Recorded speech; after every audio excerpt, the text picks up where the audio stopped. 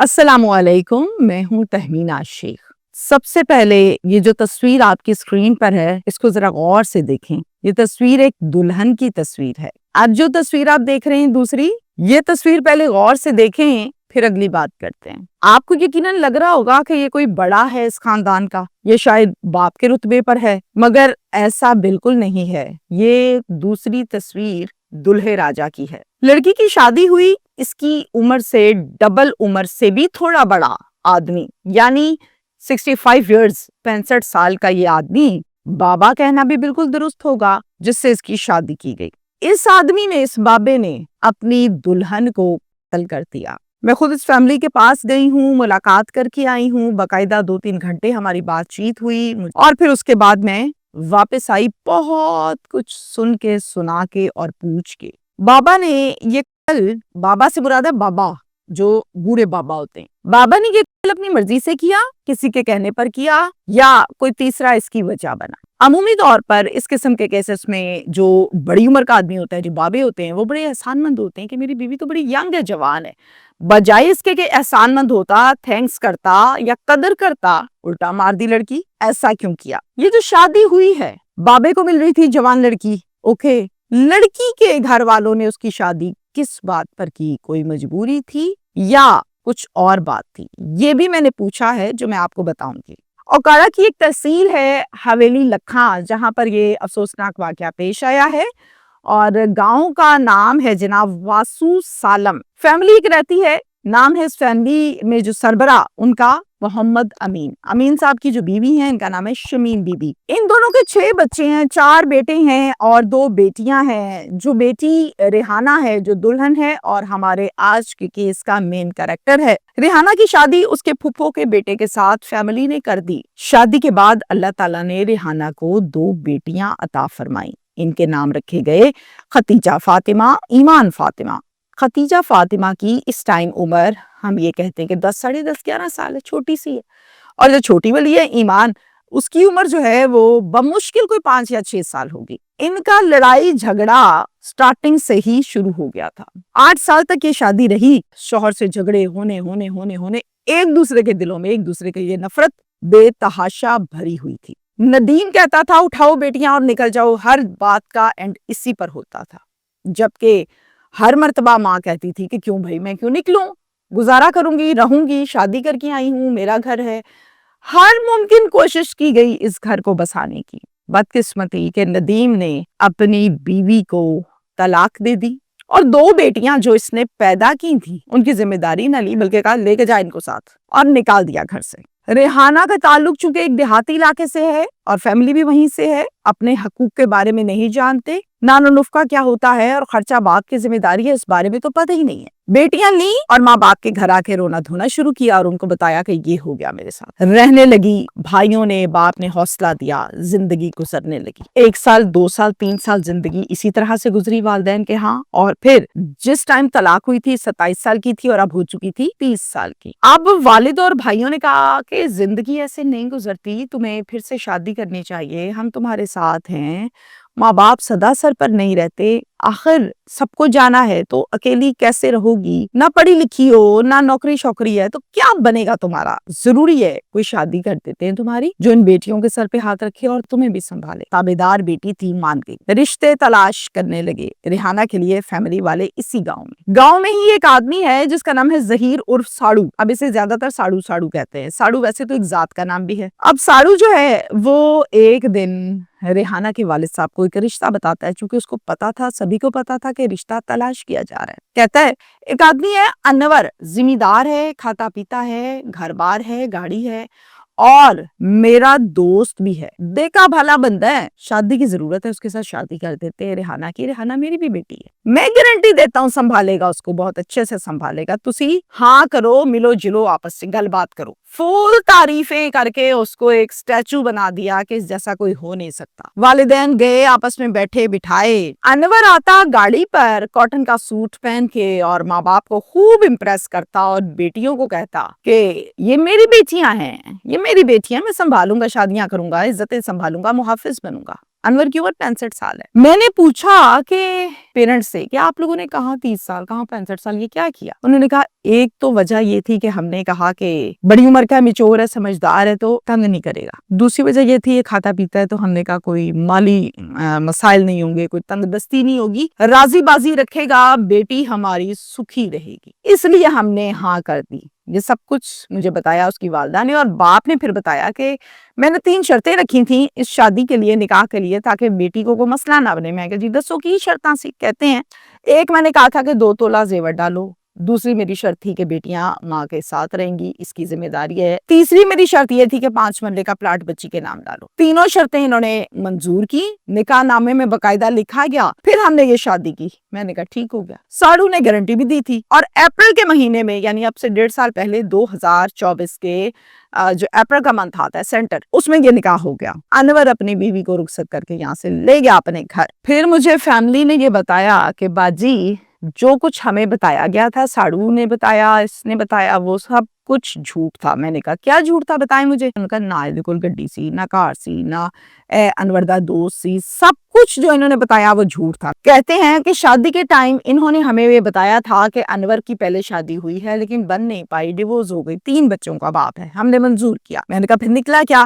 کہتے ہیں جی نکلا کیا، 3 بچے نہیں، اس کے تو 9 بچے، اس کی ایک شادی نہیں، اس کی 2 شادیاں ہوئی تھی، اور ہماری بیٹی سے اس کی 3ری شادی ہوئی ہے۔ شروع میں یہ وہاں پہ بڑا ٹیشن بیشن سے رہا ہے، اور پھر اس کے بعد یہ حویلی لکھا آ گیا، ہمارے ہی علاقے میں ایک اسلام نگر علاقہ ہے، وہاں پہ اس نے کرائے کا گھر لیا اور وہاں پر اس نے ریحانہ کو رکھ لیا۔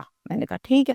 ان تمام جھوٹ اور فراڈ کرنے کے باوجود ریحانہ صبر کا دامن تھام کے اپنے شوہر کے ساتھ رہتی رہی۔ ریحانہ نے ساری حقیقت ماں باپ کو تب بتائی جب وہ اسلام نگر آئی اور ماں باپ سے ایزیلی ملی، اور پھر باپ نے اور ماں نے کہا بیٹا گھر بساؤ، گھر نہیں خراب کرنا، بیٹیاں اپنے گھروں میں اچھی لگتی ہیں، جو بھی ہو گیا وہ ہو گیا، اب تو رہنا ہے۔ تو ریحانہ رہتی رہی۔ اب اسی گھر میں 2 سوتیلے بیٹے بھی آ گئے جو کہ انور کے تھے، وہ بھی رہنے لگے، ماں کی طرح انہیں بھی کھانا دیتی، رکھتی، پالتی، سب کچھ کرتی، لیکن بیٹوں نے ایکسپٹ ماں کو نہیں کیا تھا۔ دل میں ان کے بغض تھا، نفرت سی کرتے تھے۔ دونوں بیٹوں کے نام سن لیجئے، فریاد اور شہزاد۔ میں نے پوچھا کہ اب ہوا کیا؟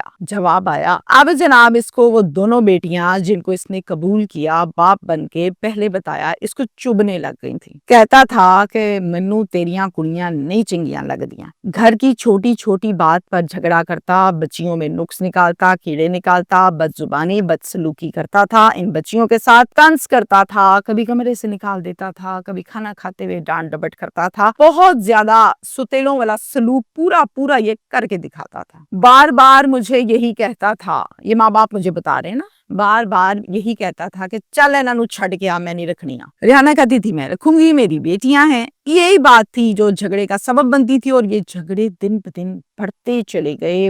ہر بات اور ہر جھگڑے کا اینڈ یہ بچیاں ہوتی تھی کہ ان کو نکال دو۔ ماں کہتی تھی نہیں چھوڑوں گی، تم سے بات کی تھی، یہ آگے سے تانے مینے، سکے باپ کے پاس چھوڑ کے آؤ، اس کی ذمہ داری ہے، میں کیوں رکھوں۔ اب ریحانہ یہ ہر دفعہ کہتی تھی کہ اس ٹائم تو تم کہتے تھے کہ میں سنبھالوں گا، میں رکھوں گا، اب تمہیں کیوں تکلیف ہوتی ہے؟ اور آگے سے یہ کیا کرتا تھا، جب کچھ سمجھ نہیں آتی تھی مارنا شروع کر دیتا تھا۔ اب مشاورت کی اس نے اپنے والدین سے، ریحانہ نے کہ بھئی بہت خراب حالات ہو گئے، نہیں رہنے دیتا، کیا کروں؟ فیصلہ یہ کیا، حل یہ نکالا کہ بیٹیوں کو انہوں نے ایک مدرسے میں داخل کرا دیا۔ یہ مدرسہ بچیوں کی تعلیم کے ساتھ ساتھ ان کو رہائش بھی دیتا تھا۔ اب بچیاں وہاں رہنے لگی، اور مہینے میں 1 دن یا 2 دن جو چھٹی ملتی تھی تب آتی تھی اپنی ماں کے پاس گھر میں۔ اصل میں یہ فیصلہ کیا تھا کہ جھگڑے ختم ہو جائیں اور یہ تنگ نہ کرے اب، لیکن اس کو پھر صبر نہیں آیا آدمی کو، اس کو وہ 1-2 دن جو آتی تھی وہ بھی بری لگتی تھی۔ ابھی مدرسے میں داخل کرائے ہوئے 2 ماہ گزرے تھے۔ 5 جنوری 2025 کو دونوں بیٹیاں چھٹی پر گھر آئیں اپنی والدہ سے ملنے، اس کو چبھنے لگ گئیں۔ اس نے جھگڑا شروع کر دیا، یہ کیوں آ گئی ہیں، یہ جا کیوں نہیں رہی ہیں، ان کو نکالو یہاں سے۔ اب یہ کہتا تھا کہ مجھے یہ بھاتی نہیں ہے، ملن بھی نہ آن تینوں،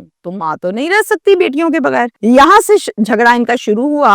8 جنوری کو یہ جھگڑا ہوا تھا، آپ کو یاد رہے۔ اس نے کیا کیا، کمرے کی لگائی کنڈی، بیٹیاں سو گئیں، اور پھر ریحانہ کو اس نے ڈنڈوں سے خوب مارا۔ پہلا وار سر پر کیا، 10 ڈنڈا مارا، ریحانہ بے ہوش ہو گئی ہوگی۔ اس کے بعد اتنا مارا کہ وہ مر گئی۔ بیڈ پر سیدھی کر کے لٹائی، اوپر کمبل دیا، آرام سے کنڈی کھولی، بھاگ گیا۔ فرار ہو گیا. بیٹیاں صبح اٹھ کے ماما ناشتہ دو, بھوک لگی ہے. ماں بیچاری نے کہاں سے جواب دینا, وہ تو اللہ کو پیاری ہو گئی. کوئی جواب نہ آیا. ماں نہیں اٹھی, پھر سے کہا ماما بھوک لگی ہے, ناشتہ دو. کوئی جواب نہیں آیا.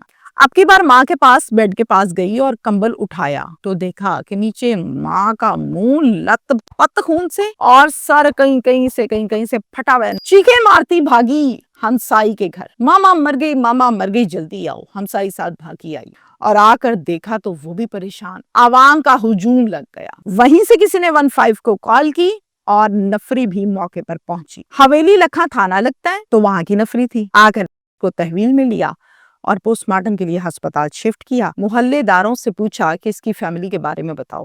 بتایا گیا تو گھر والوں کو اطلاع دی اور بلایا. والد باپ بھائی سبھی پہنچے اور پھر حویلی لکھا میں ایک پرچہ درج کیا گیا جس کا مدعی بنا والد. اور یہ پرچہ کا تھا جس میں 3 ملزم نامزد ہوئے. نمبر 1 انور شوہر, نمبر 2 شہزاد سوتیلا بیٹا, نمبر 3 فریاد سوتیلا بیٹا. میں نے کہا جی مجھے وجہ انات ایگزیکٹلی بتائیں کہ کیا ہے, آپ کو کیا لگتا ہے کیوں مار دیا. کہتے ہیں وجہ انات باجی بیٹیاں نے کہ اے بیٹیاں کیوں اپنی ماں نو ملدیاں نے, کیوں آندیاں نے. اسی تے مسئلہ حل کرتا سی مدرسے جمع کرا کے پھر بھی نہیں مڑیا. پولیس نے تینوں ملزمان کو کر لیا ہے گرفتار اور تفتیش جاری ہے. مجھے انتہائی افسوس کے ساتھ یہ کہنا پڑ رہا ہے, یہ جو ساڑو ہے ظہیر, گاؤں والے بتاتے ہیں کہ گاڑی شاڑی فارچونر اور یہ وہ رکھی ہوئی ہے, کھاتا پیتا آدمی ہے. اوکے, ساڑو کو اس ٹائم کم سے کم جھوٹ بول کر اس ٹائم رشتہ کر دیا. کیا ضرورت پڑی تھی بھائی کسی کی بیٹی کے ساتھ جھوٹ بول کے رشتہ کرنے کی. اور دوسرا, ساڑو جو ہے اب ریحانہ کی کے اوپر کم سے کم افسوس کرنے ہی آ جاتا, کو ماں باپ کو حوصلہ دلاسا ہی دے جاتا. اس بندے کو ذہانت ہی نہیں ہوئی کہ یہ آئے اور آ کر افسوس کرے. مجھے بہت دکھ کے ساتھ یہ کہنا پڑ رہا ہے, میں نہیں ملی اس سے, میں نہیں جانتی اس کو کہ کتنا اچھا ہے اور کتنا برا ہے. یہ سب کچھ جو میں بتا رہی ہوں یہ مجھے گاؤں والوں نے, گھر والوں نے بتایا. بہت دکھ کے ساتھ آج کے اس ویلاگ کا میسج آپ کو دینے لگی ہوں. کیوں ہمارے معاشرے کے وہ مرد اس بات کو نہیں سمجھتے کہ آج جوانی کے زور میں, بازوؤں کے پاور میں آپ کو یہ احساس بھول جاتا ہے کہ ہم نے مرنا ہے اور بستر پہ پڑنا ہے. سدا کوئی جوان نہیں رہا, نہ کوئی رہے گا. اور پھر اس ٹائم آپ نے جو کیا ہوا ہے لوگوں کے ساتھ ظلم زیادتیاں وہ بھگتنا بھی ہے. معافی شافی کوئی نہیں ہے حقوق العباد کی جب تک بندہ معاف نہیں کرتا. آپ نے بیٹیوں کے حقوق ادا نہ کیے, آپ نے اپنی ذمہ داری پوری نہیں کی, آپ نے بیوی کو طلاق دے دی, آپ نے بیٹیاں باہر نکال دی. یہ سب کچھ تو سگے باپ نے بھگتنا ہے. اب دوسرے باپ کی بات کرتے ہیں جس نے یہ کہا تھا کہ میں سنبھالوں گا, اس کو بھی اللہ نے پوچھنا ہے تو میں کر دیا, سر پہ ہاتھ رکھا, اس کے ساتھ یہ سلوک کیا. بیٹیوں کے ساتھ, یتیم کے ساتھ برا سلوک کرنے والے کو بدبخت کہا جاتا ہے. وہ لڑکیاں جن کا باپ قبول نہیں کر رہا, نکال دیا, اس کے ساتھ یہ سلوک کیا. کیا خیال ہے بچ جائے گا؟ میں بھی یہاں, آپ بھی یہاں, دیکھتے ہیں اینڈ کیا ہوگا. ہر وہ شخص جو یہ سمجھتا ہے نا جوانی میں دے بڑی شے 30 مار خان, یہاں کوئی 30 مار خان نہ کبھی ہوا ماضی میں, نہ ہے نہ ہوگا. صرف وقت کی بات ہے. جہاں وقت کروٹ بدلتا ہے وہاں بندے نے جو کچھ بویا ہوتا ہے پھر وہ کاٹا جاتا ہے. کبھی ہوا نہیں ایسے کہ آپ پھل لگائیں اور وہاں سے نکل آئی سبزی, ایسا نہیں ہوتا. جو کرتے ہیں اس کے اثرات آتے ہیں. اولاد بیچاری یہ دونوں بیٹیاں اب نانا نانی کے پاس ہیں اور وہیں پر رہ رہی ہیں, خالہ کے ساتھ سوتی ہیں رات میں. مجھے بہت دکھ کے ساتھ ان کے ساتھ میری بات چیت ہوئی, دکھ ہوا مجھے. میں نے کہا بیٹا آپ کیا چاہتے ہو؟ تو کہتی ہے کہ بس انور کو سزا ہونی چاہیے اور پھر وہ گمسم. میں نے کہا اس مدرسے میں جا کے دوبارہ پڑھنا ہے؟ کہتی نہیں اب نہیں جانا میں نے. میں نے کہا کیوں؟ کہتی ادھر اب ماما ہی نہیں ہے تو میں کیسے جاؤں. جیتے جی ماں چھوڑنی پڑے, حالات میں آ کے دور رہنا پڑے, اور اس ناسمجھی کی عمر میں چھوٹی چھوٹی سی تو ہیں, کیا بیتتی ہے. اتنے سے دل پہ اتنا پہاڑ سہ رہی ہیں. صبر سے ڈرنا چاہیے, آہ سے ڈرنا چاہیے. اس ٹائم نکلی ہوئی آج جو ہے نا وہ تیس نیس پھیر دے گی بڑے سے بڑے ظالم کی اور بڑے سے بڑے اس بندے کی جو یہ کہتا ہے میں تے بندہ ہی نہیں سمجھتا. برباد کر دیتی ہے یہ آہ جو اندر سے نکلتی ہے مظلوم کی. اس سے بچیں. شکریہ.